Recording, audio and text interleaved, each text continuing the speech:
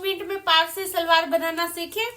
ये भी बिल्कुल ही आसान होती है, 2-3 प्लेटों का ही कमाल। ये सलवार 2-3 स्टाइल से बनती है। पहले के टाइम में सिंपल सलवार बना करती, बिना पल्ले की और बिना उसकी, केवल सीधा पलटी मारो, 4 तय और आसन ले और काट दो और ऊपर बेल्ट, बस इतना सा ही रोल होता है इस सलवार में। 2-3 तरह की और है, वो भी मैं आपको आगे दिखाऊंगी। तो इसके लिए क्या करना है, किसी भी बेल्ट की सलवार बनाने का सबसे अच्छा मेथड ये है कि जितनी आपकी लंबाई है आप उसमें से 4 इंच घटा दीजिए सीधे, कोई जोड़ घटा कुछ नहीं करना, 4 इंच घटा दिए। 37 की है तो मैं 33 के पल्ले लूंगी। बारी आती है सलवार के आसन की, तो आसन के लिए थोड़ा सा समझिए। जैसे नॉर्मल सलवार में हम 10.5 आसन लेते हैं, ऊपर 4 इंच की बेल्ट हो जाती है तो वो 14.5 हो जाता है, और थोड़े हैवी नाप हो तो हम 11.5 और 12.5 का नाप लेते हैं सिंपल सलवार में। सेम यही मेथड इसमें चलेगा। ये सलवार हमने इस तरह 4 को फोल्ड करके, मतलब इस तरह बंद ऐसे कैसे फोल्ड करके बिछा रखी है। इस साइड हमारे बंद वाली साइड है, खुली साइड हम आसन के लिए नाप लेंगे ऊपर से 12 इंच। इनके पाउचे थोड़े चौड़े होते हैं, ठीक है, 9.5-10 इंच के आसपास के इनके पाउचे होते हैं, तो हमें उसी के हिसाब से चीजें करनी होती है। आपकी मर्जी है, आप पोंचा साथ लेंगे या फिर अलग से लेंगे, तो वो आपके ऊपर डिपेंड है कि नीचे डिजाइन डालना है आपको, तो आप उसके अकॉर्डिंग चीजें करेंगे। यहाँ पे हम 9.5 के हिसाब से निशान लगा लेंगे पाउचे के लिए। हम इसको ऐसे रखेंगे और इसको इस तरह शेप दे देंगे, और इससे 2 इंच बाहर हम कटिंग करेंगे, क्योंकि ये निशान जो हमारा होता है ये सिलाई का निशान होता है। अब थोड़ी सी चीज समझिए, जितनी भी खड़ी चीजें होती हैं, चाहे वो प्लाजो है, चाहे पजामी है, और चाहे बिल्कुल स्ट्रेट वाली सलवार है, उनकी नीचे लुक स्ट्रेट जब ही आएगी जब उनमें म्यानी होगी। जैसे हम प्लाजो में म्यानी देते हैं आसन के पास, उसी प्रकार अब ये सलवार है तो हम इसमें भी म्यानी के लिए चीजें सेट कर देंगे। हम इस तरह ये कपड़ा उठाया जो हमने साइड से कट किया है और इस प्रकार यहाँ लगा देंगे। इस तरह ये हमारी म्यानी बन जाएगी, जो बहुत अच्छे लुक में हमारे काम आने वाली है। और अब निकालते हैं बेल्ट, और इसकी बेल्ट में आजकल लास्टिक का रोल ज्यादा चला हुआ है, सलवारों में भी, प्लाजो में भी, हर चीज में लास्टिक चलती है, तो हम इस सलवार में भी लास्टिक डालेंगे। तो इसके लिए हमें क्या करेंगे, हमें बेल्ट लेनी है, क्योंकि हमने 4 इंच माइनस किया था, ऊपर 2 इंच का नेफा होता है अगर हम करें तो, नेफा बनाए तो, और 1 इंच का कपड़ा बीच में ज्वाइंट हो जाता है बेल्ट का और सलवार का, वो कम हो जाता है। इस तरह हमारी जो सलवार है वो प्रॉपरली आपको 37 इंच की मिलेगी।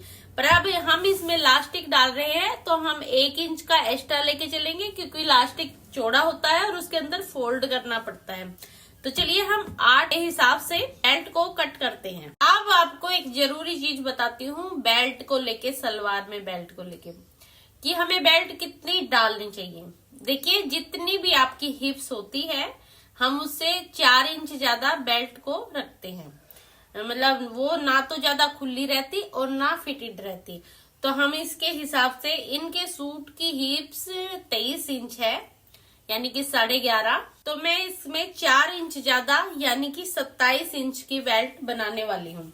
इस तरह 27 के लिए मेरे को 28 इंच की बेल्ट का कपड़ा कट करना पड़ेगा, क्योंकि आधा इंच उस साइड से ज्वाइंट होएगा और आधा इंच उस साइड से। इस तरह 8 इंच के हम चौड़ाई लेंगे।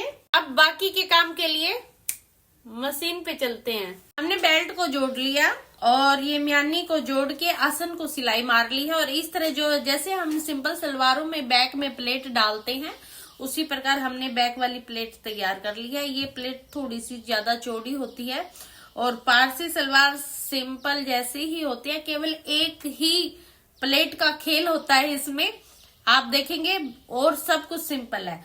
बस इसमें बहुत ज्यादा प्लेटें नहीं गिरती, चौड़ी प्लेटें होंगी, गिनी चुनी प्लेट होगी, और लास्ट प्लेट होगी, उसी से सारी चीज सेट होएगी। इस बेल्ट को इस तरह हाफ कर लेंगे, और यहाँ चौथे हिस्से में इस तरह यहाँ हल्का सा कट लगा लेंगे, क्योंकि जिस प्रकार हम सिंपल सलवार में करते हैं कि ये जो हाफ है इससे 4 उंगल इस साइड तक इतने हिस्से में हम चुन्नट रखते हैं।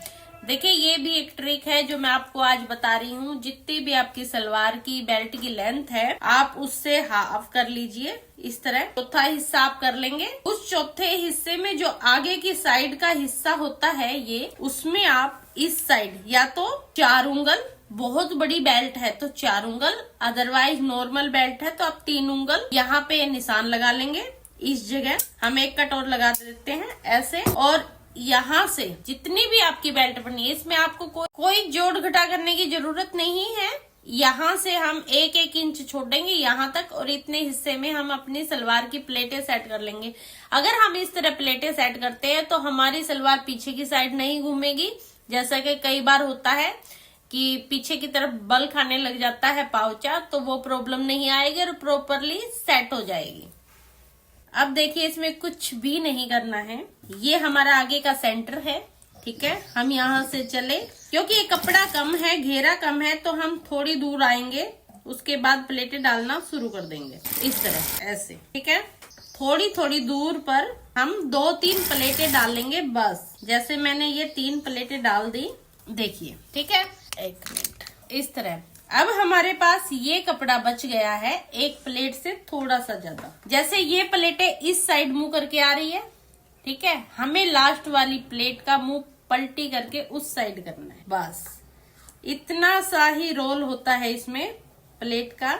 यही प्लेट वो प्लेट है जो इन चीजों को चेंज कर देगी। लास्ट वाली प्लेट है वो बिल्कुल उल्टी डालनी है, इस तरह करके। जैसे ये प्लेटें इस साइड मुंह करके जा रही है और लास्ट वाली का हमने मुंह बदल देना है, और ये प्लेट हल्की सी चौड़ी भी रहेगी ताकि आपका पाउचा बिल्कुल सीधा खड़ा रहे। बनने के बाद अब देखिए इस तरह। ठीक है, 3 प्लेटें अगर इस तरफ चल रही है तो लास्ट वाली प्लेट उस साइड मुंह जाएगा इसका। यही चीज है कि पाउचे को बिल्कुल सीधा जो नजर आता है वो चीज कर देगी। आप इसमें फ्यूज, वैसे तो फ्यूज ही यूज होती है, बट मैं इसमें बुकरम लगाने वाली हूँ क्योंकि कस्टमर डिमांड।